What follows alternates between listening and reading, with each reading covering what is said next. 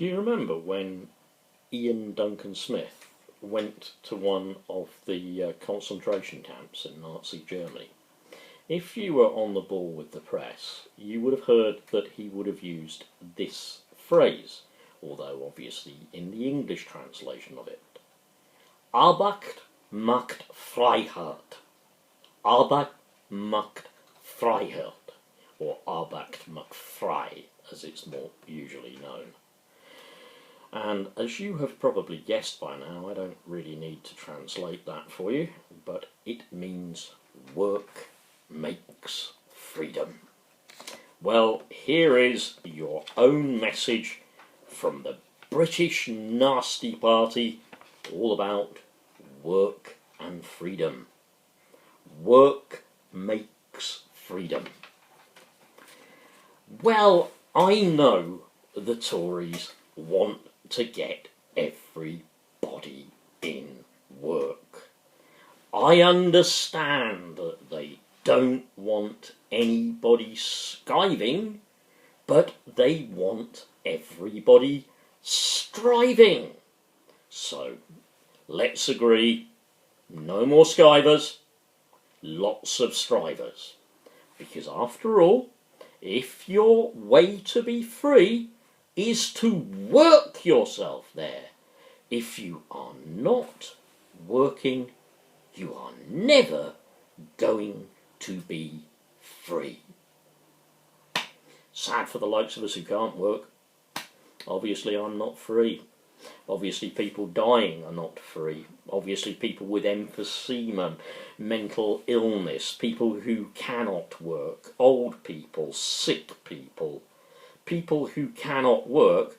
Obviously if work makes freedom, well, we're not doing any work, are we?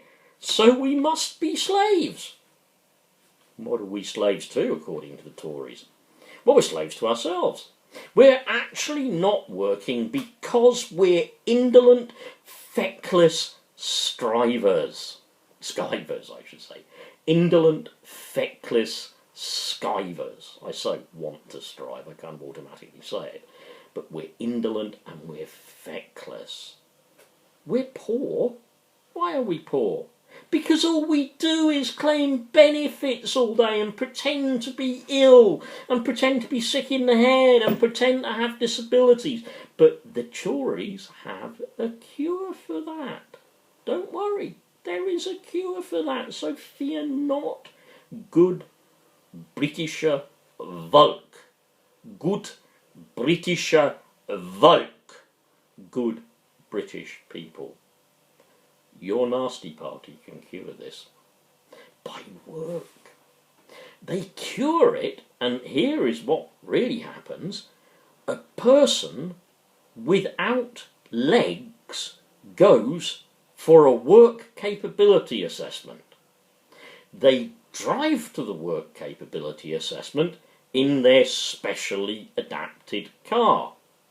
They get out a specially adapted wheelchair. Perhaps they're lucky enough to negotiate the steps to the top floor, and then, because they have used their specially adapted car to get to that work capability assessment, and because they haven't dropped down dead, and they have been able to put a handkerchief or something in their top pocket, yeah, they are not disabled. In fact, they are so not disabled that when they are freed by the work that they found, they won't have a car to get there anymore. Yeah? Because it will have been taken away from them because they're not disabled. The work capability assessment does more than assess capability for work. It cures the sick. It absolutely cures the sick, and there's a video produced by mine saying that.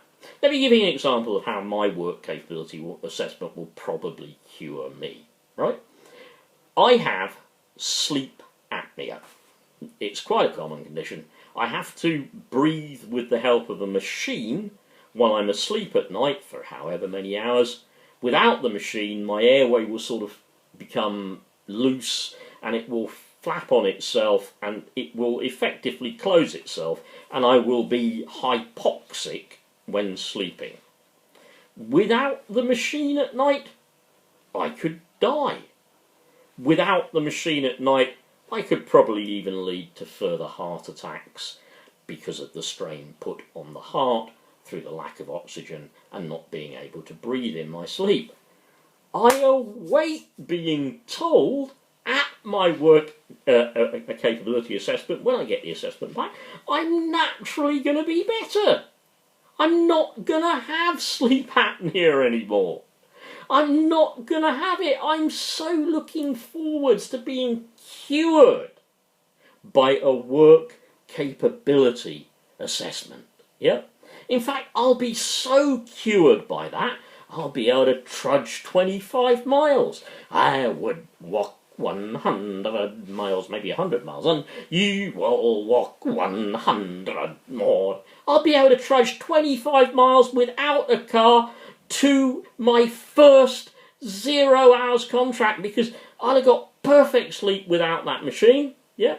And on my first 0 hours contract, having trudged my 25 miles because I've had to sell the car because of universal credit, leaving me penniless and probably breathless during my sleep because I can't pay for the electricity to work the machine, but I won't need it then. I'll go on my universal credit first job, yeah, and I'll get there. And as I walk through the door, I will probably give the customary "Sieg Heil" to the foreman, or "Hail victory, foreman. Hail victories, Tories. I've walked 25 miles to do 2.5 hours work at £3.50 an hour.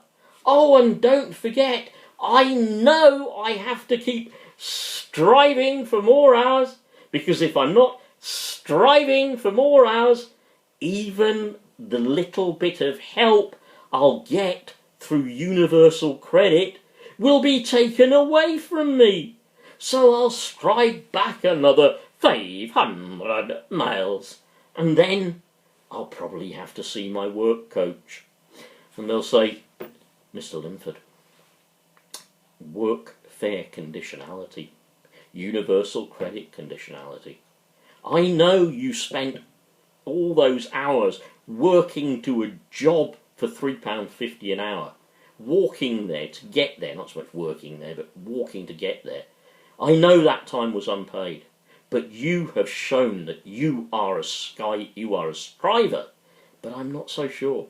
Perhaps they'll say because I didn't spend every available hour doing another work search, and then another work search, and another, and another, and another, and another, and another, and another, and another, because I thought that if I didn't do them, they'd take away what little bit of help I'd got, and I'd starve."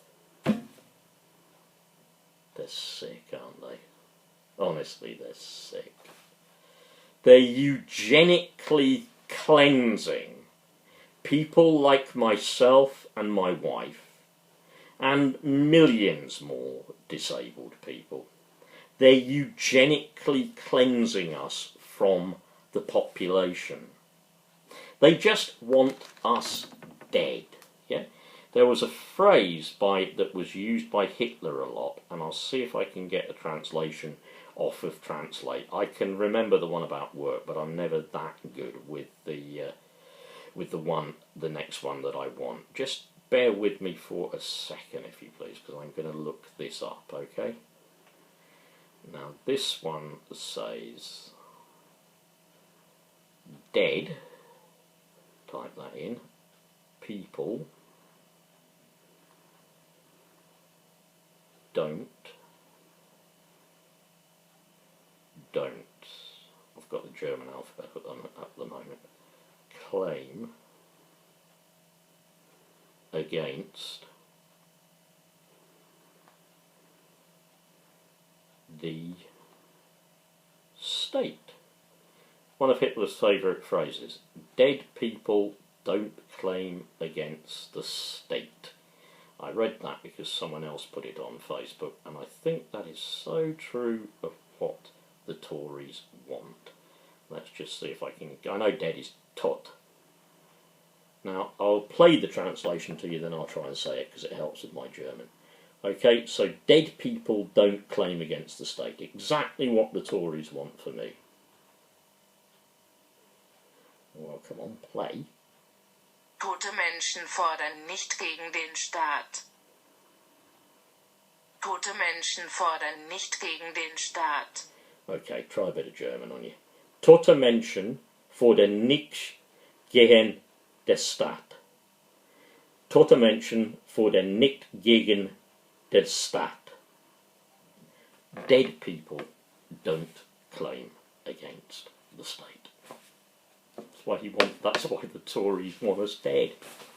That's why they do work capability or assessments on people like me and my wife who are mentally and physically ill. That's why people who've been telling them they can put a pen in their top pocket but they have serious mental illness are described as fit to work.